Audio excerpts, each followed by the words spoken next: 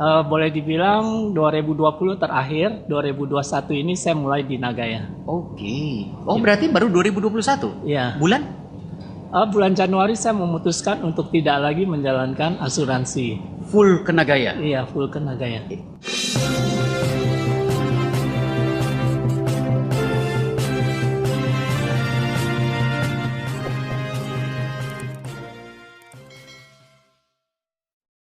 Teman-teman, ini Pak Kris ini backgroundnya seorang agent asuransi. Iya, betul. Ya, agent asuransi dan prestasinya bukan main-main.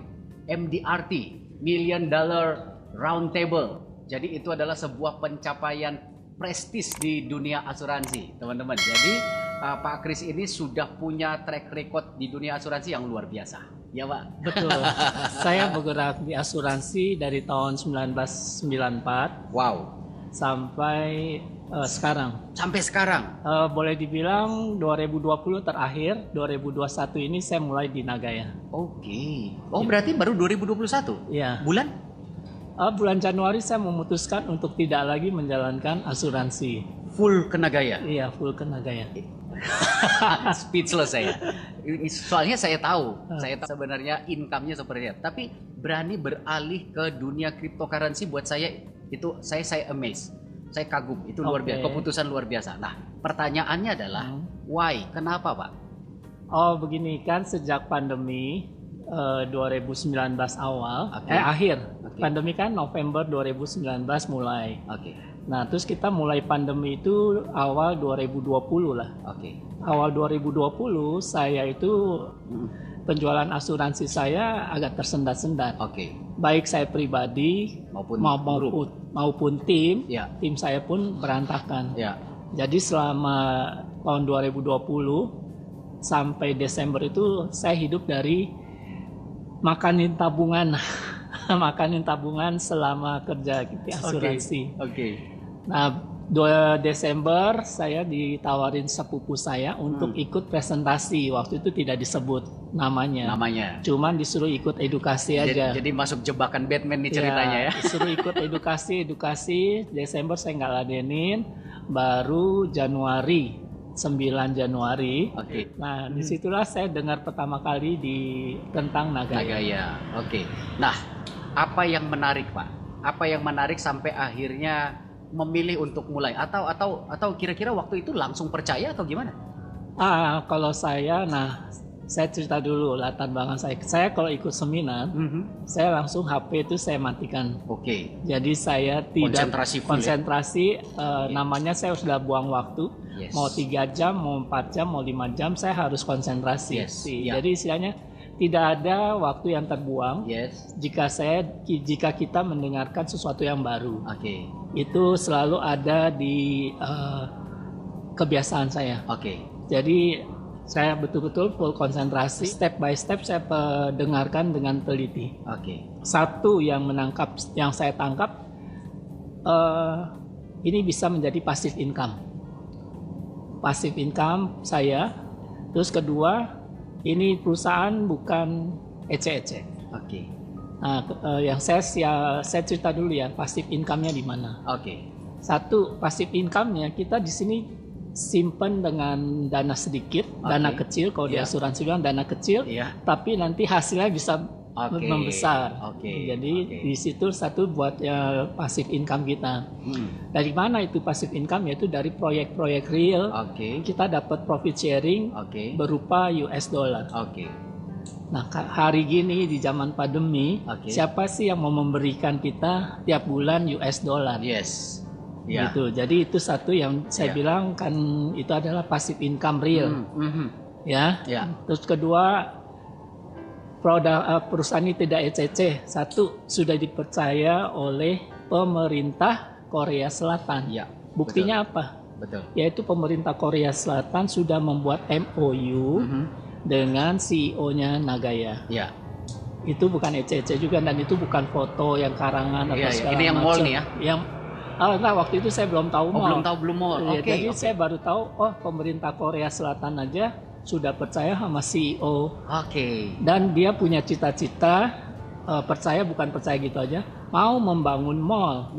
di kota barunya nanti. Ya, Sejong City. Sejong City. Sejong City. Nah, kalau bukan seorang ya, suatu pemerintah negara besar Korea Selatan itu boleh dibilang kita negara Asia Tenggara yang lumayan besar.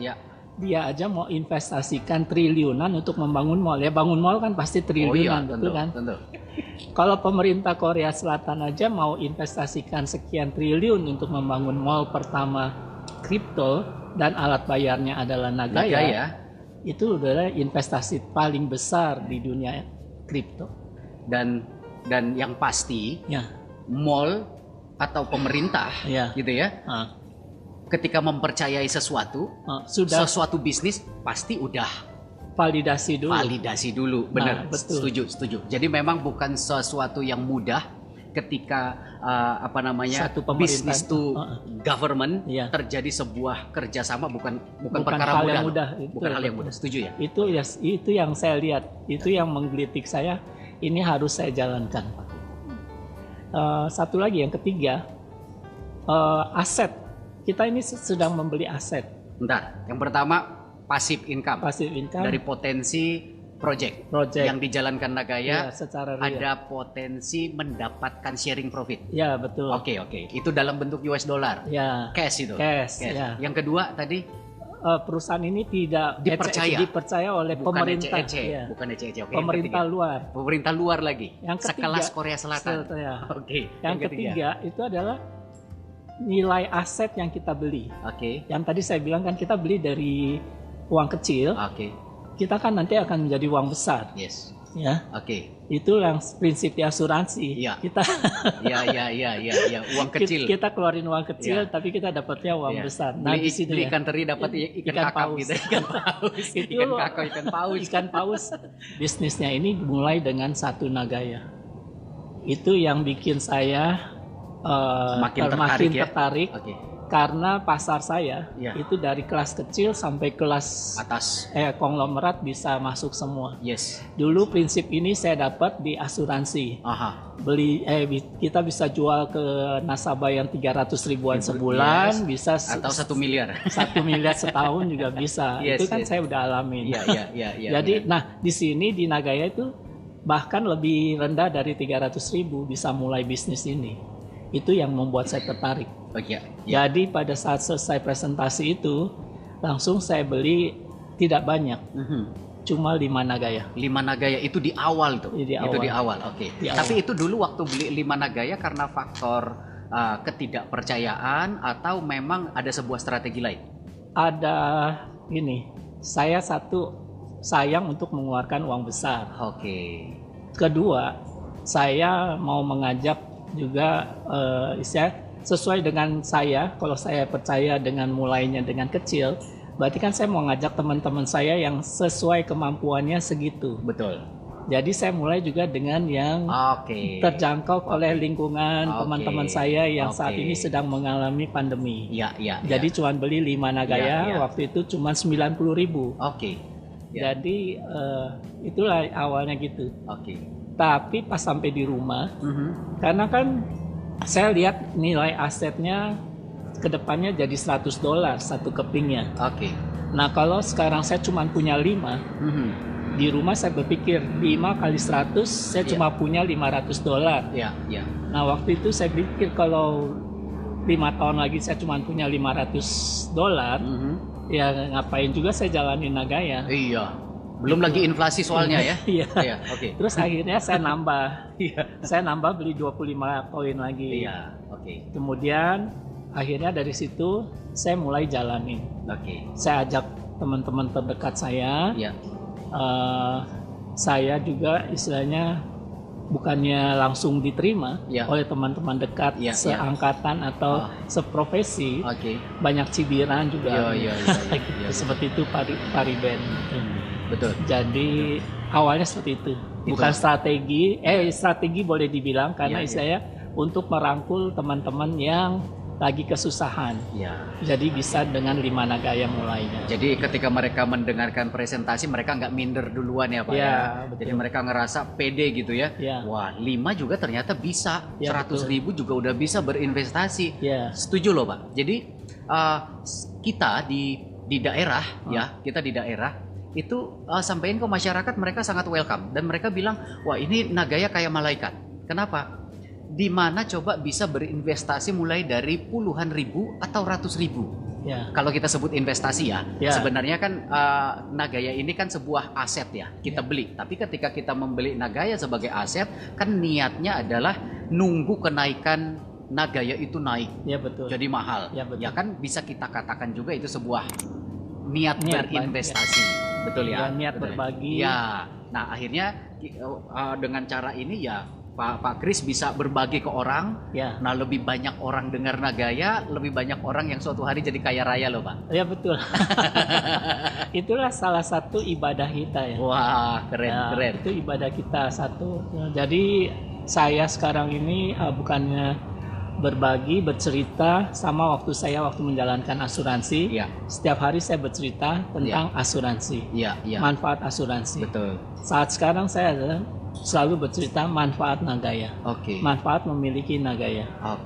Jadi dengan membeli Nagaya yang saat ini masih terjangkau, pada saat nanti suatu saat dia menghasilkan punya beberapa proyek, kita memperoleh passive income.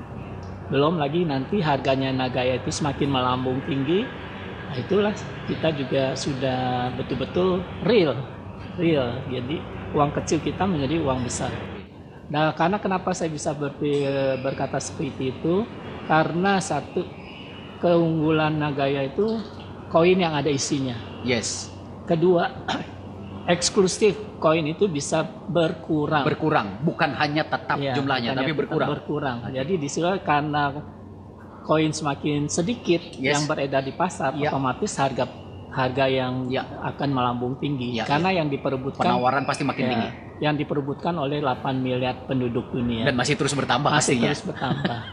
Sekarang aja belum masuk market, tapi sudah sekian banyak negara yang membangun komunitas-komunitas Nagaya. Betul. Ditambah lagi, Pak, potensi penambahan jumlah proyek. Oh iya, bener ya? Penambahan proyek itu juga itu yang tadi saya cerita, itulah passive income real. Gitu.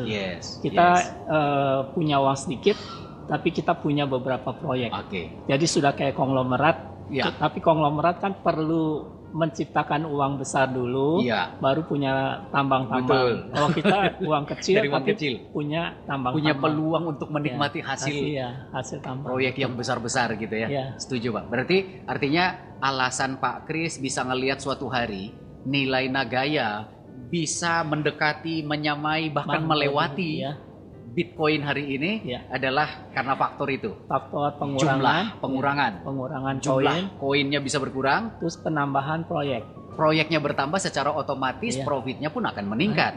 Artinya jumlah yang dibagikan meningkat, tapi jumlah yang menerima makin sedikit. Iya, keren. Terus jumlah yang harus diingat juga backupnya itu. Gramasi emasnya itu dia. Otomatis setiap bulan bertambah makin besar. Dan kalau jumlah koinnya berkurang, proyeknya bertambah banyak, otomatis gramasinya akan signifikan penambahannya. Setuju, Pak? Ya itu aja. Wah, keren. Oke, mantap, Pak.